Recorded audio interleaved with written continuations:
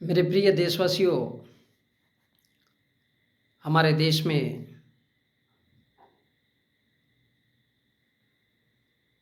बुद्धि विकास केंद्र सबसे ज़्यादा है। अब अगर बुद्धि विकास केंद्र की बात करें, तो उसमें आता है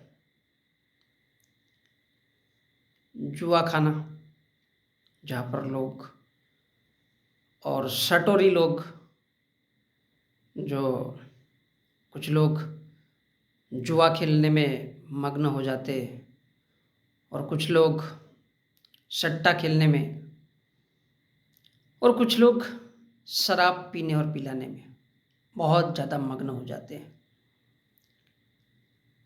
ये क्या है? ये भारत में बुद्धि विकास केंद्र जो कहना चाहिए, ये उसके माध्यम है। क्योंकि हमारे देश में वैज्ञानिक सोच को किस तरह से निरुत्साहित करना है, किस तरह से उसको दबाना है, किस तरह से वैज्ञानिकों की बातें सामने नहीं आना है या आना चाहिए, इसलिए भरसक प्रयास किया जाता है और इसलिए बुद्धि विकास केंद्रों का इस्तेमाल होता है। तो उसमें सबसे पहला है शराब का इस्तेमाल। और शराब का इस्तेमाल ऐसा नहीं कि हमारे देश में, ये तो आदिकाल से चला आ रहा है। कहा जाता है कि अनंत काल से चला आ रहा है। और हमारे देवताओं को, हम बहुत से लोगों को देखते हैं कि वो शराब पीते हुए और पिलाते हुए भी, और जब भी इस देश में फंक्शन होते हैं बड़े बड़े, तो फिर उसमें उसका बहुत ज़्यादा चलन चलता है, बल्कि जानबूझकर बताया जाता है। भारत में तो ये सब बुद्धि विकास केंद्र किस लिए बनाए गए और क्यों बनाए गए? भारत में तो ऐसा ही हुआ है। जहाँ तक हम देखते हैं कि हजारों वर्षों से,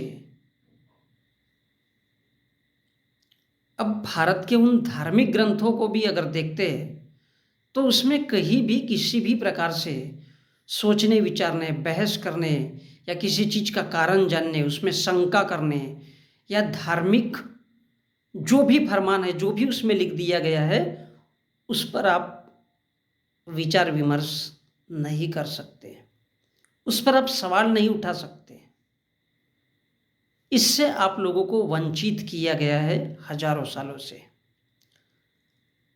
और इसका मतलब क्या है? सिर्फ और सिर्फ लोगों को गुलाम बनाने के लिए।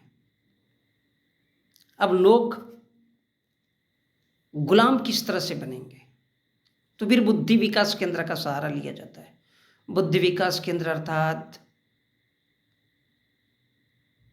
शराब, जुआ, सट्टा, इन सब का।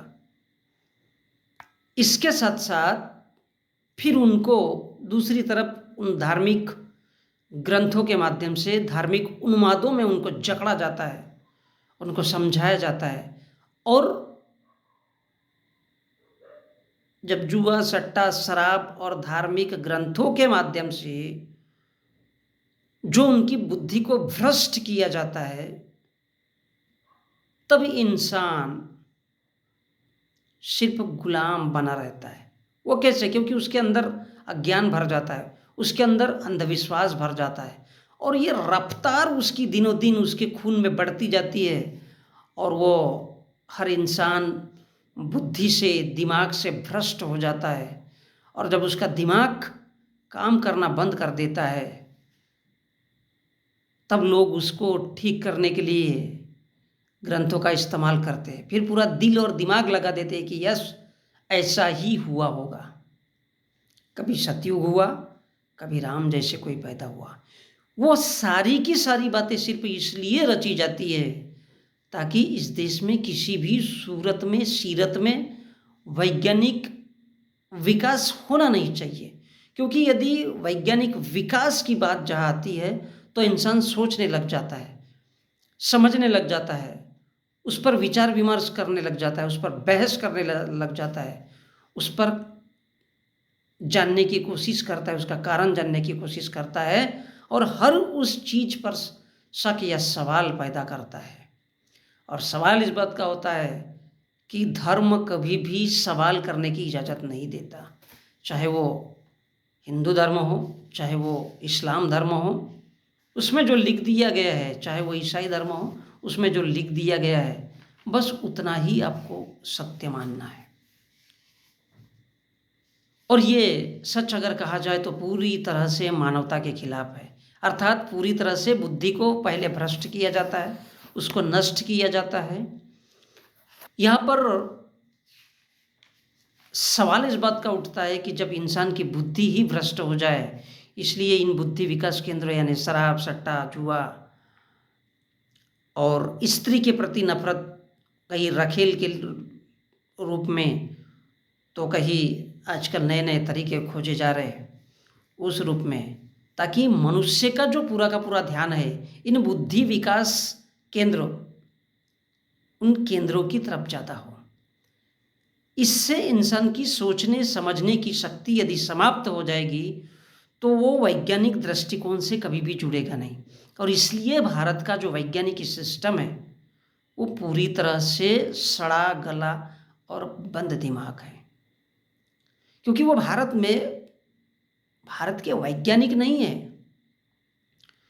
वो सिर्फ एक पैसा कमाने का और फुकट का यदि खाना मिले तो वो उसी बात में लगे रहते हैं। और सबसे बड़ी बात यह है कि इस देश में तमाम वो जितने भी बड़े बड़े पदों पर बैठे हुए वैज्ञानिक हैं, या इस देश के तमाम उन संस्थानों में जो बड़े बड़े लोग हैं, वो सिर्फ अपना एकाधिकार इसलिए चाहते हैं ताकि इस देश की गरीब जनता की या उनका दिमाग कभी भी खुलना नहीं चाहिए, उनमें सोचने विचारने का, उनके अंदर तर्क नहीं जागना चाहिए, उनके अंदर सोचने समझने की शक्ति जागृत नहीं होना चाहिए। और इसलिए ये बुद्धि विकास केंद्र बढ़ाए जाते हैं ताकि भारत में वैज्ञानिकता या विज्ञान किसी भी सूरत में होना ही नहीं चाहिए, क्योंकि विज्ञान हमेशा सवालों को जन्म देता है। जैसी जैसी इंसान की आवश्यकता बढ़ती जाएगी, विज्ञान उस दिशा में काम करना शुरू कर देता है। और हम देखते हैं, चाहे ब्रिटेन हो, चाहे अमेरिका हो, चाहे जापान हो, चाहे चाइना हो, इन देशों ने सिर्फ अद्भुत तरक्की इसलिए की क्योंकि उन्होंने वैज्ञानिकता को कहीं ना कहीं बहुत अच्छी तरजीह दी है। जबकि भारत की अगर बात करते हैं तो भारत में लोगों को किस तरह से मिसगाइड करना है, किस तरह से उनकी बुद्धि भ्रष्ट करनी है, इस बात पर सबसे ज़्यादा जोर दिया जाता है। चाहे वो इस देश के धार्मिक ग्रंथ हो, रामायण, महाभारत, ये एंड स्वान, या फिर और भी इस देश का वातावरण।